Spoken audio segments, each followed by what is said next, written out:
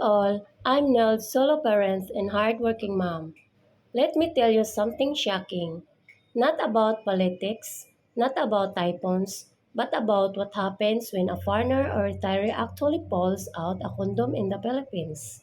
You'd think you just told her the sky turned green or that Jollibee ran out of chicken joy. Because the look, oh man, the look she gives you says it all. Wait, you don't trust me? This is not just about rubber or latex. This is about expectations, culture, and psychology in the tropical romance zone. If you are dating a Filipina, especially a younger one, the C word, condom, can create shock, suspicion, and confusion. Today, I'm telling the reasons why Filipinas react that way, what it really means, and what it says about the new wave of foreign retirees in the islands.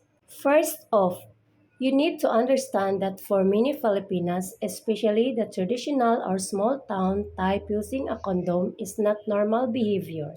In many local relationships, the idea of protection is not discussed openly. It's almost taboo. So when a foreigner brings one out, she's not saying it as a sign of safety. She's saying it as a sign of distrust. To her, it's like saying, I think you've been with someone else. And to him, the retiree, it's just common sense. He's protecting both sides, but for her, it's emotional shock. Why would he do that? Doesn't he trust me? Suddenly, something simple becomes dramatic. Now, let's get deeper. The foreign retirees, men in their 50s, 60s, even 70s, they grew up in a culture of prevention and education. Meanwhile, the Filipina, especially those raised in religious or rural homes, often grew up where these topics were never discussed. So there's a collision of worlds. He's cautious, she's emotional, he's logical, she's relational. When that condom appears, boom, it's not just about intimacy anymore. It's about trust, pride, and identity. Here's where things get interesting. If the Filipina brings up protection, she's being responsible. But if the foreigner does, he's not trusting her. Welcome to the double standard club. Because for many young Filipinas, there's an emotional connection between love and rest. If she truly loves a man, she wants to be real. No barriers, no protection, no sign of doubt. But that thinking is dangerous is 2025. Retirees today are smarter. They've been around. They know the stories, they send the heartbreak, and they are not about the gamble with their health or future.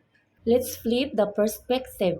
The retiree, often divorced or widowed, finally finds a Filipina who makes him feel young again. But he's not foolish. He's cautious.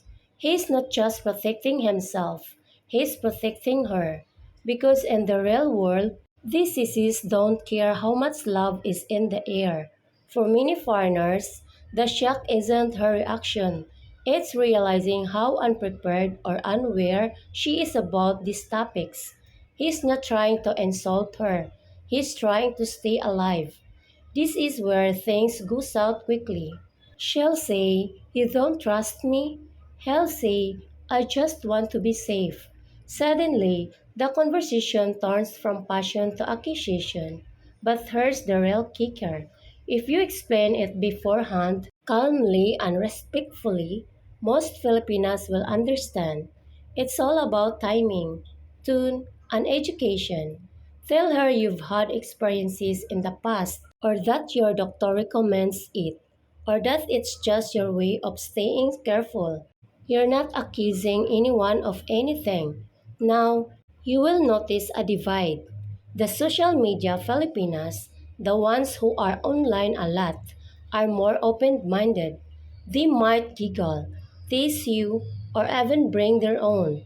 But the traditional Filipinas, especially from the province or church background, will be absolutely stunned. Some will even think it's a foreigner thing. And yes, it is, because foreigners plan ahead, prepare, and think long term. Filipinas, in contrast, often approach relationships emotionally, not strategically. So, what you have here, my friends, is not a scandal, it's a culture gap with a wrapper on it. So, what's the takeaway? First, don't be embarrassed. Second, don't apologize for being safe. Third, don't make it weird, make it responsible. Be upfront and gentle, and maybe even humorous about it. If she's the right kind of woman, she'll respect your maturity. If she mocks you or acts insulted, you just learn something about her mindset.